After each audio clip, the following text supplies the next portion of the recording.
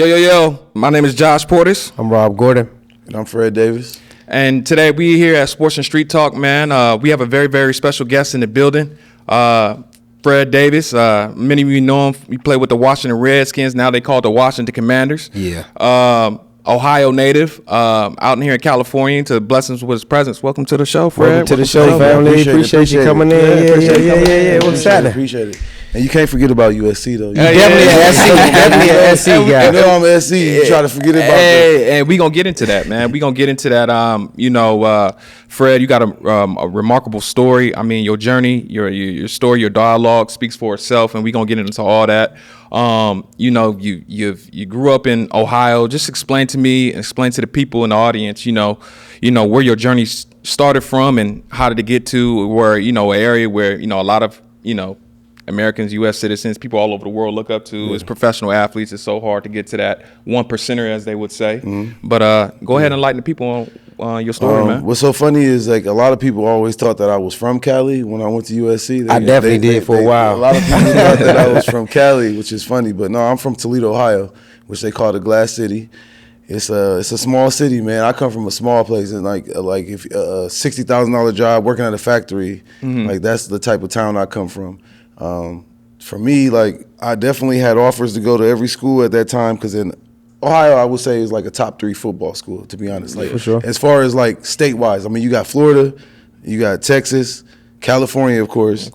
And Ohio. You better put DC in there. DC's more of a basketball town. I ain't like, no, they have. Yeah. I give you Vernon. I give you Monte. I give you. Y'all got some more. Me, you know what I'm saying? I got y'all. I feel what y'all trying to say. But you guys are known more for basketball. Okay, I give you that. We're not known for basketball. So you guys. I mean, I will say that being in now, I know Caleb Williams is from DC too. For sure. So. You guys do have some dogs in Chase football. Chase Young. Come on now. Y'all got some dogs in football. I won't say that. But it ain't nothing like California. I mean, y'all just a bigger state. Y'all the whole coast. California gets a coast. Think about how small Ohio is, though. Yeah, I know. Yeah, that's exactly. We bring out some dogs, though. Now, is that more like the corn-fed boys? Now, is that more predicated towards football, basketball, Ohio? Football. I would say football. To me, in my opinion, I feel like we have more guys that made it in football than we did in basketball for sure. So let's talk more guys that went to college level too. So let's talk about the class when you came out. So you came out what year was you? 2004. So you was that 2004 class. So you was that was a great class. So talk about growing up in Ohio at that particular point in 2004 as a tight. Was you a tight end always? No. So what's so crazy? I was a 5-star receiver coming out. I wish the NIL deals was back then. I know, right? Shit, I was big. Right. No, but multi. I was a 5-star receiver. I think I was ranked number 3, one behind Early Doucette at the time. Mm-hmm. He was a top receiver. Yeah, and Ted Ginn. Well, yeah. So he's from Ohio too. So we always compare with each other too, as far as meeting up and matchup. Because people don't know this. I ran track too. I was an all-state hurdler. Okay. So I ran track. I was all-state in basketball. All-state in basketball. Coming from Toledo, Ohio, I actually graduated early to go to USC. So I skipped my whole senior year. So you ain't got no prom? No, I ain't go. I was homecoming king, and after that, I left the second semester by January. Wow. A lot of people don't know that I left early, which I kind of wish I didn't sometimes, and I kind of wish I did because the camaraderie you get when you come with your guys, instead of the older guys knowing that you about to come for their position, they didn't really, they ain't really vibing with you. Nah, they ain't vibing with that at all. Which I expected. I don't really care because to me, I always was like a person, even at a young age, stood on my own. I didn't really care about that. Right. But you still coming all the way from a small town like Toledo to a big place like California. And it's just like a culture shock. How the hell Pete find you over I was about to say, how you find him, and then how did he convert you to a tight end? So that's a crazy story. So when I first got here, Pete recruited me. I don't know if y'all remember Coach Ogeron, LSU head coach. Yep. He was one of my recruiters. Shout out to Coach O, Kiffin man. was a receiver coach. So they were coming to Toledo, Ohio, man. I swear to God, they were coming to my little ass apartment with 5 people in it, and they'd be at my doorstep nah, man, we really need Fred. And this is the time, for me, I was more committed to Ohio State. I had 5 visits that I took was Florida, Ohio State, Oklahoma, Texas, and USC at the time. So I'm taking all 5 of my visits. And when you're young like that, every visit you're like, damn, I kind of want to switch my visit. I'm going to change up. Yeah. Because you're young, you don't really know, what I'm saying, what's the best for you. But Coach Carroll and them, when I was with him, I don't know, man, just I vibe with him. He actually came out to Toledo a gang of times, but I'll be honest, Jim Tressel at that time, Ohio State, I vibe with them a lot too. Okay. My coach had a relationship with him, my high school coach did. But for me, like Coach Carroll and Coach Ogeron, man, he talks that voice. Like to me, like to be honest with you, like he just has a vibe about you. It's a Southern vibe. And it's comforting, and he got me out there to USC, and I remember they just took me out one time in Hollywood, and that was it. That was it for me, though. I seen the palm trees, and I think they might have set this up. Somebody said LeBron James. I was like, yeah. No, but it was funny because like that was my first time in LA. And you know, like you ain't never been out here. It's different. It's different. You know what I'm saying? Like they took me to some. I knew it was some party that was exclusive. Like I know certain people can't get in these parties, and they did it specifically. And they sent me out there with Reggie and certain guys to get you. That's when they was. Yeah, I forgot. And I came in with Dwayne Jarrett, and then so we just like. I don't know, they just they put you on that. So I came out here and I really didn't expect much. And I'm be honest with you, at first I didn't really like California because it's different from me. Like it's a culture shock. The type of people that are here, you got all different groups of people and it's different than Ohio. A lot different, like culturally. Yeah. So for me it was like a little shock. And then Hollywood people, it's not even Hollywood people. I say Cali people and it ain't even the people from California. It's the people from outside of California that come to Hollywood that create a fakeness. Yeah. But I felt that when I got here. I felt a lot of fakeness. Yeah. And if you get around the right people, California is a beautiful place. So I felt like that. After that, I learned that. But in the process, I didn't really understand that. So when I first got here, I didn't really like it as much. But I told you, I graduated early. I came here early. That was like a little struggle because, you're the only freshman here. By very yourself. Easily to get distracted. The older guys are like, man, we ain't dealing with you, bro. Like, we ain't about to mess with you. You can't even get in the club. I'm 17. Yeah. So I'm about to be 18. I'm not even, I'm about to be 18. Yeah. And I'm out here. But that part, I ain't gonna lie, I kind of wanted to transfer sometime to Ohio State. I had those feelings, but I'm glad I didn't, to be honest with you. So talk about that transition, right? So when you got to California, you had to make that adjustment, right? There was an adjustment period. Right. But talk about the adjustment period on the field as well. So like I know that the game speeds up from college, from high school to college, the game speeds up. So that the practices were different, the film sessions were different. Right. So talk about that a little bit and like how did you make that transition to college? So for me, I feel like I never watched film ever. I didn't know how to study film. Okay. Like that was all new for me. Right. Like and then like getting a certain right to depth on routes. Coming off the line consistently with an older cornerback that knows how to play little jams, techniques, and dropping zone. And I didn't understand none of that. Right. So I was very raw at that time. So now looking back, and then also when you asked me the question about how I changed the tight end, I came in at 200 pounds my freshman year, and I had one season of working out. I'm 240 the next year. Coach Carroll man, you getting big. And my body fat percentage is probably like 5% at this time. Oh, man. And I was like getting bigger, and this is my only time I ever really worked out. So I don't know if you guys know who Norm Chow is. He's one of the great offensive coordinators, coach in Tennessee. He just was like, man, Fred, you would be great at tight end. This is how he talk. You would be great at tight end. He's like a Pacific Islander. And he's just like, I had a few guys that I transitioned from quarterback to tight end. They had great careers. You seem like one of those guys, like the way your body is progressing, the way that, you play physical. You're a bad matchup for a linebacker. He's not fast enough. You're too physical for a safety or cornerback. And they put me in a scrimmage one time at tight end. And I had 2 touchdowns. I'm running past linebackers. And then I was like, you know what? This might be a good idea. You know what I mean? At the time, we was loaded at receiver too. And they wanted me. I ain't gonna lie, Lane Kiffin was kind of upset with me that I wanted to change because he thought it was because of him personally, but it wasn't. It was more because I just felt like what Norm Chow told me was opportunity. Yeah. And I felt like he was being honest with me. Like, I feel like you would really be great at that. And it all worked out because I'm still the only player at USC to win a Mackey Award. That's true. I mean, that's... Speaking on that, to be honest with you, like what he said was real. You know what I mean? So, and I never put my hand in the dirt before ever. I never blocked the offensive lineman. I learned how to do all that just in a half a season. Speaking of that, like who was your position coach at USC? It was Coach Carroll's son, Brendan Carroll. Brendan Carroll, right now he just got the offensive coordinator job over there at Washington. Yep. Who would you really credit your success there? At USC, you said it wasn't really Lane Kiffin. You said it's more than Norm Chow. Was he like kind of the guy that kept you going day in and day out at SC, or was it a little combination of Carroll, Chow, who was or Ogeron? Even though he wasn't even on that side of the ball, but the players loved Ogeron. He was rah guy. He was connected to the players. He was the guy that got us hyped up before every game. He would come out there with a shirt off. He made you feel like he was one of y'all. Right. So who would you really? To be honest with you, man, no, because Coach Ogeron left, remember? And then Lane Kiffin took over. Exactly. So as offensive coordinator. So I had 1 year with him I think 1 or 2 years with him, and then he was gone. He's gone. So, Okay. because Coach Kiffin, you know, he's an upcoming young guy, offensive coordinator, Right, his that's dad, right. Monty Kiffin, Yeah. and all that. So, you know how that works. It's a chain, you know, Yeah. buddy league. Yeah. So, and it was his turn next. So, no, he didn't influence me to nothing. And to be honest with you, Brendan taught me a lot. Like, he helped me with learning film a lot. I personally feel like, I mean, at that time, he was very young. I mean, I don't feel like anyone taught me how to play tight end. I really just learned on my own. I just was winging it. To be honest with you, I was just winging it, to be honest. Straight talent. And then he would help me with little stuff. He had me watch certain guys. I think that helped me a little bit. He would have me watch certain guys on film. But other than that, man, I just learned on the go. I'm a visual learner, so like if I see something, I can do it. Like I'm better at that. Like, you know. So for me, I didn't really have anybody pushing me like that. I just started noticing in practice, okay, I'm getting better. And to be honest, after 240, I got up to like 265. Right. And I'm like getting real strong. So I'm like, okay, I could block these defense ends. And so at the end of the day, I started doing that a little bit more. I did that better in practice. They started noticing like, okay, he could block too. So they started putting me in on all the blocking plays. If you see a lot of those plays, like even the bush push, I'm in that play. With help. Bush push? Oh, yeah, They run behind me on that play.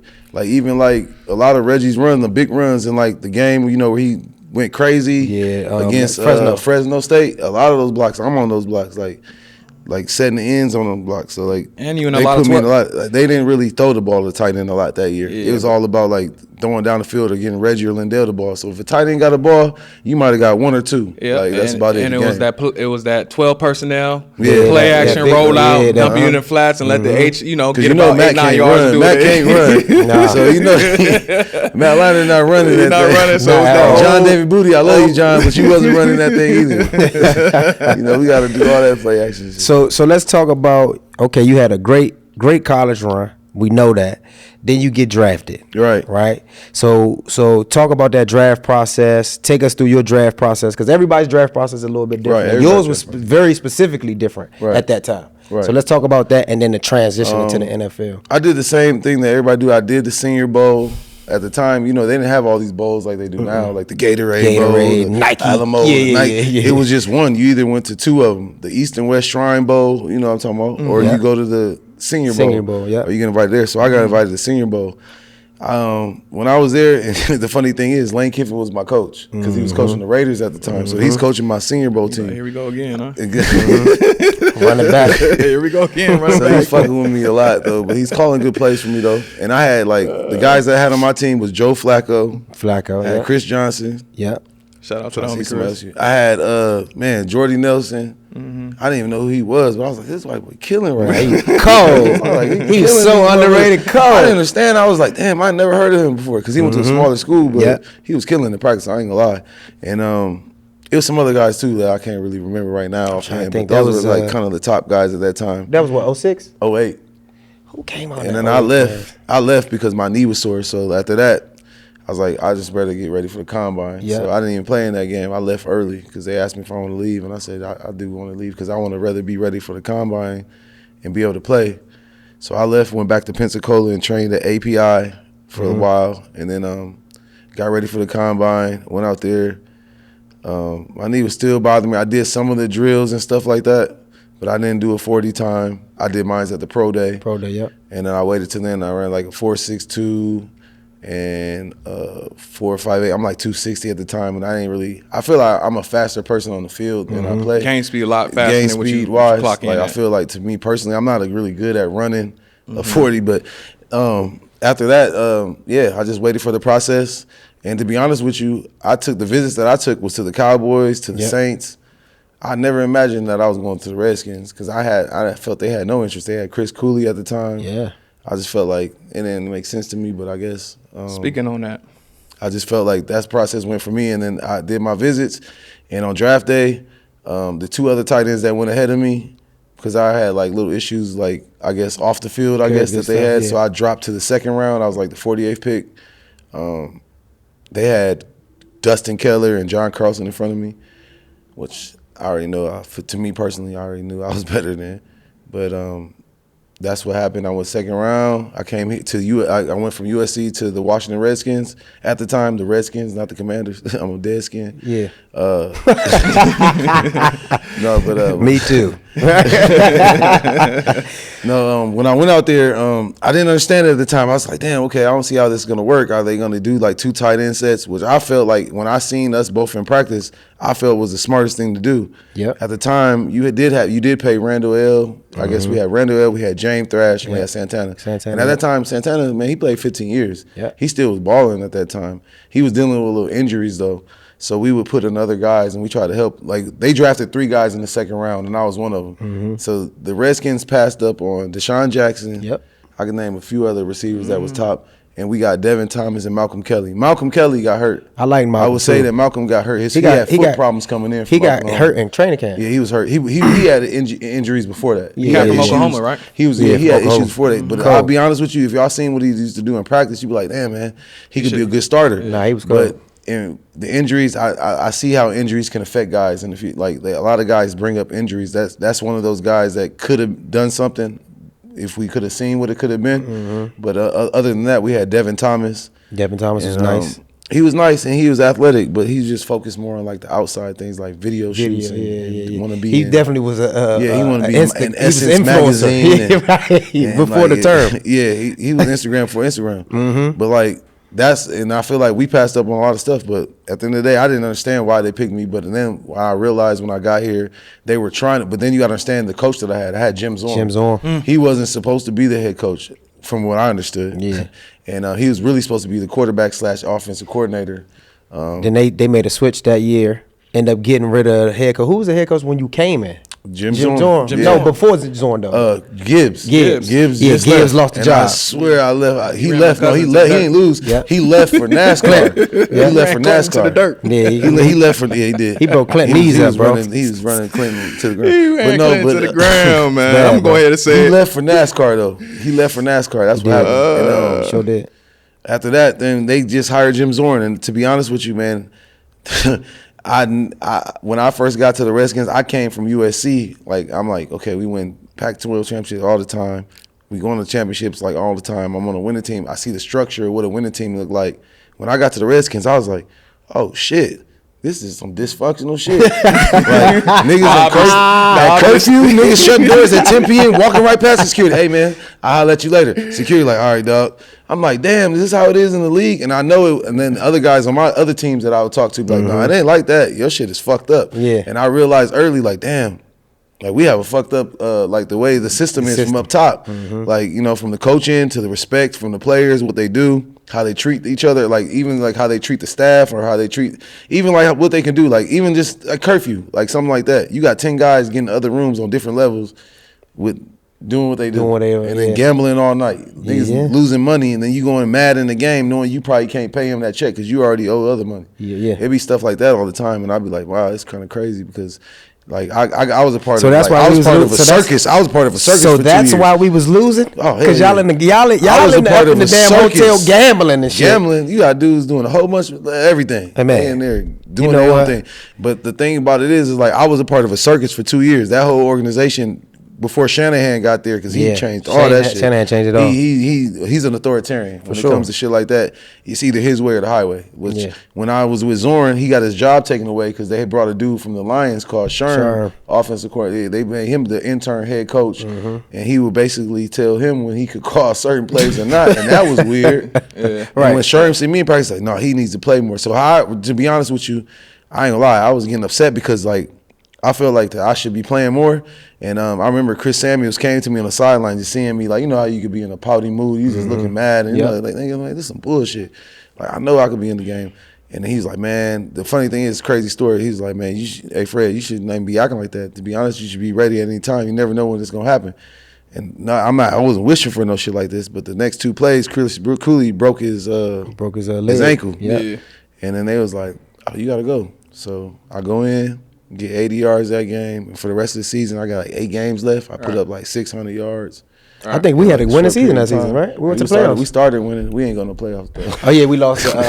We won like 6 games. in a row. Yeah, 6 games in a row. We lost the last whole season. Yeah, to Dallas, right? Yeah, we lost the whole last season. We won 6 in a row, and everybody was happy. And then that shit ended fast. Yeah. But yeah, man, and it's just like to any other young guy, man, you just gotta wait for your turn. Sometimes what you want, you gotta just wait, be patient. I feel like that's important because I don't feel like definitely now in this generation everything is instant gratification. You need it, you want it right now. And I feel like me waiting that year definitely helped me mentally, for sure. What you think? How do you think? Because he was a great player. I'll be honest. Cooley in front of me, he's great. I learned a lot watching him. How you think it mentally helped you? Just watching somebody instead of just doing it. Like, I think just sitting back and learning from somebody that actually is an all-pro. Because to be honest, he's a 4-time Pro Bowl. He ain't the fastest guy on the field. He's not the best on the field, but the way he would run routes, the way he would be, the way he knows where to be, he knows everybody's where they're supposed to be on the field. Like a quarterback, he knows where every receiver's supposed to be. Like stuff like that, just little invaluable, stuff. Like, the little things. Like little things like that, like makes you a different player. Fred, let me ask you this. Second round pick 48. What's the first thing that goes through your mind as soon as you get in that call?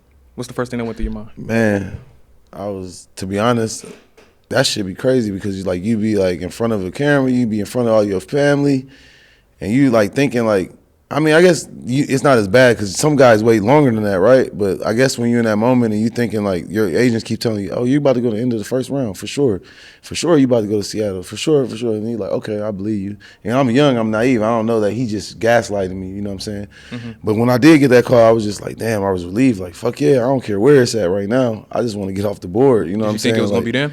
No, I didn't. I really didn't. What was you guessing? Just because like players, because I feel like when you take visits, I felt it was going to be Dallas because they took Martellus Bennett that year too, and like later in the second, third. So if I would have slipped, it probably would have been. But I felt like it was going to be them or Saints because I feel like in my time I didn't know teams bring you out just for other teams. They don't necessarily mean that they trying to look at you. Right. They might be bringing you out for another team just to compare or play a little game with another team and put it in the headlines like, oh, they looking at this player, but really they not, to get you to go bite on it so they could do something else. So until I realized that, I really did think that it was just going to be like the Cowboys. I sat down with Jerry Jones and everything. He was asking me, do you want to be a Cowboy? I was like, fuck yeah, I do.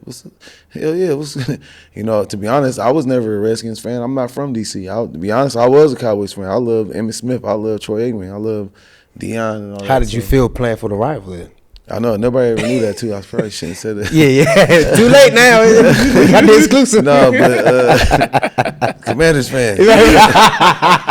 No, but it was different, because then I seen the history of it, and you see more of it, like how deep it really is. Right. Being a part of it. Right. Because you can lose a whole season at the Redskins. As long as you beat Dallas twice, they love you. That's it. It's crazy. NFL, you the Super Bowl. Yeah, it's crazy. That's it. Yeah. But yeah, that part of it. But I just wish that I could have been a part of those other teams though, because the structure that they got later and that they got now is different. But when I first got there, boy, that shit was bad after Joe Gibbs. It was really bad. Yeah. Sean Taylor dying. I came in the year right after that happened. I wish I could have played with him. Talk about that in the locker room. Like what kind of feel did the team have right after Sean's death? And it's crazy. I hung out with Clinton a lot. You used to see me out a lot with Clinton. At first, we used to kick a lot. We used to hang out a lot. We travel a lot. Me and Santana. I could feel like they were still down about that shit. Like, for sure. Like, it just happened a year ago. You know what I mean? And they was doing all these tributes and salutes to him. And you could just feel it in the locker room, They had a whole little locker right there for him. Shanahan removed that shit, to be honest. Not shit, but he removed it. Right. Because he felt it was a distraction. But to other players, it wasn't that. It was like homage, like he's still here. You know what I mean? But I just could tell they were still feeling it though, for real. To be honest with you, like the vibe was like, like you could tell LaRon Landry, he was a great safety when Sean was there that first year. Yeah, and you could tell his play was different because of that. Sean changed a lot of things on that team, and I wish I could have played against him. To be honest, what's so funny is at my visit to Miami, he was there. He was like one of my hosts. Him and Antero Rowe and Kellen Winslow. Not Kellen Winslow because he did some crazy shit. Speaking, right. Speaking of which, no, right. Yeah, but yeah. No, I got a story with Kellen. Man. Yeah, no, but that's what's so crazy. I did wish I did get to play with him though, because I heard a lot of great things, and I feel like he would have made me even better. To be honest. Oh yeah, for sure. So fast forward, you retire from the league, right? Well, I didn't retire from the league. I got suspended. So for smoking marijuana, which I think is the craziest thing in the world, when the NFL tries to put you on Vicodin, Percocet, Xanax, and all these other over-the-counter drugs and get you addicted to it. But the rules are the rules, and at that time they're different now. Now they're different. They're way different. You smoke once, you're getting suspended 4 games. My second time wasn't even marijuana. They prescribed me Adderall to take, and I took it. But I guess I didn't fill out the right form for me to advise for the NFL, and they still charged me with a suspension. So I got suspended for a year indefinitely. So you got suspended for a year indefinitely.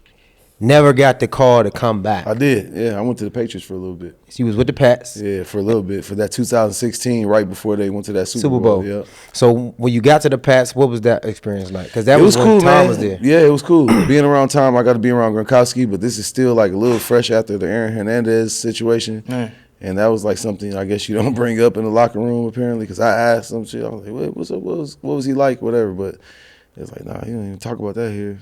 But anyway, like it was a cool experience just seeing how Tom plays in person.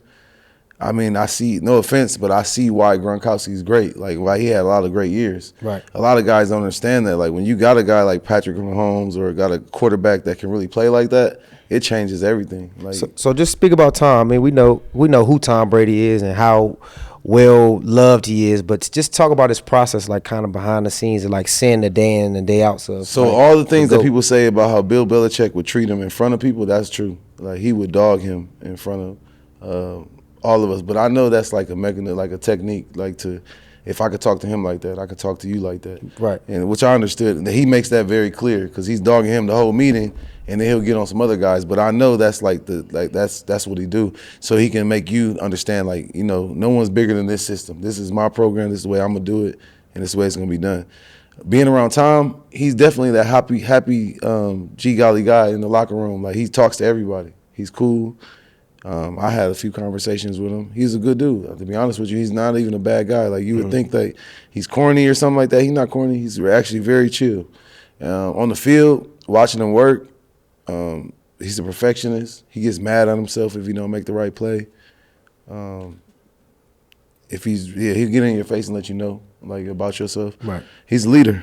Everything is true about him. I feel like he's one of the greatest quarterbacks for sure. In my opinion. It's crazy when you talk Belichick and what's going on now. And, you see a lot of coaching gigs are getting passed up on him, and he interviews twice with Atlanta, and they talking like, well, we bring Bill Belichick in, he's gonna make us some of our job positions expendable. Mm-hmm. For sure. And he brought in Raheem Morris too, by the way. And they don't they wasn't trying to vibe with that. So Belichick, his way. Greatest coach of all time. All time. 8 Super Bowl wins, 6 as a head coach, 2 as an assistant. Right. Really knows the game, but it seemed like his time was fading away. Like as far as adjusting. I don't think so. I think it's gonna take the right team to give him the right opportunity. I think he should take a year off. Time. You know what I'm saying? But it seems like you see all these young coaches, they getting these jobs. These young offensive coordinator coaches getting jobs. Dave Canales, he's 71 years old, right? He's 71 years old, and I'll be honest with you, the way he does things, he's not a relatable coach to players. I'll be honest with you, he's not like a guy that's gonna talk to you. Like, to be honest with you, I had Kyle Shanahan as my offensive coordinator. Sean McVay was my tight end coach. Matt LaFleur, that coaches the Green Bay Packers, was my quarterback coach, and Mike Daniels was just a card boy, holding up cards for the practice squad.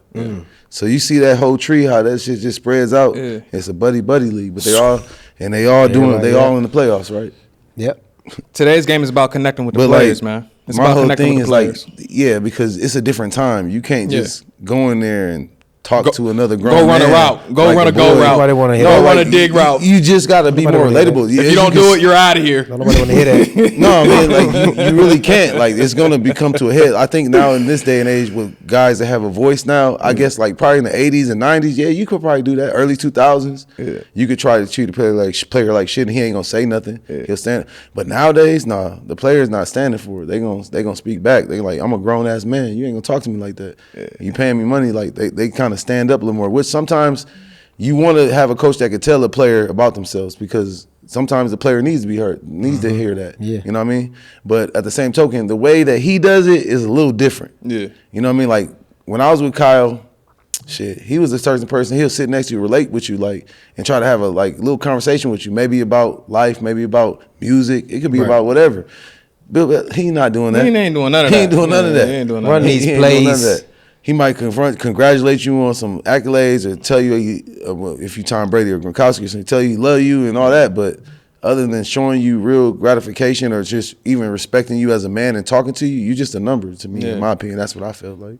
Off that, man, Fred, you know, we really appreciate your presence. Before we get up off here today, is anybody you want to tell the people, man? We got 44 countries watching.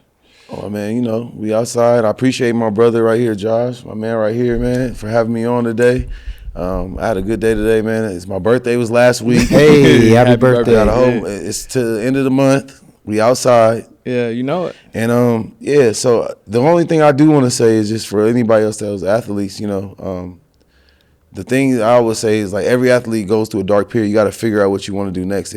Some guys want to do commentating. Some guys want to do coaching, if that's what you want to do. For me, I don't know. I ain't even added this in there, but I got into the marijuana field. Since I lost money from marijuana, I made $20 million in the league, and I lost $50 million because I smoked marijuana a couple times, which is crazy to me. When they can make you drug addicts as an NFL player, they do it every day, and then they wipe their hands with you.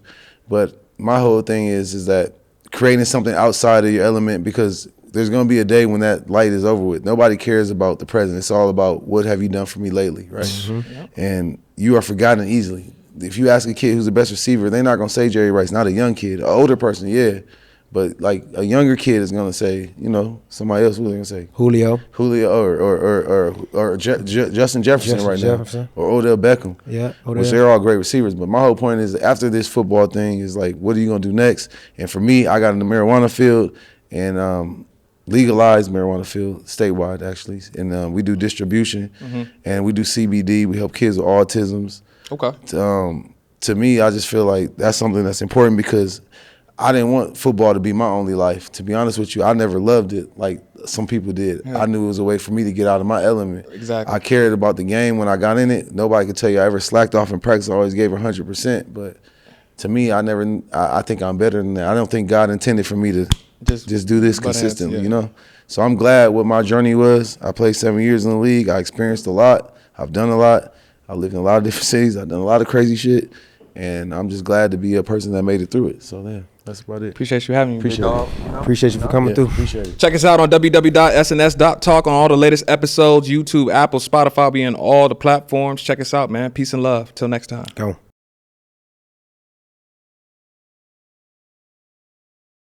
Yo. Welcome to Sports and Street Talk. My name is Josh Portis. I'm Rob Gordon. And I'm Fred Davis. Nah, it was just a little snippet. But, yeah, man, we got a very, very special guest in the building, man. Let's run that back. GS, let's run that back. Let me know. Run it back.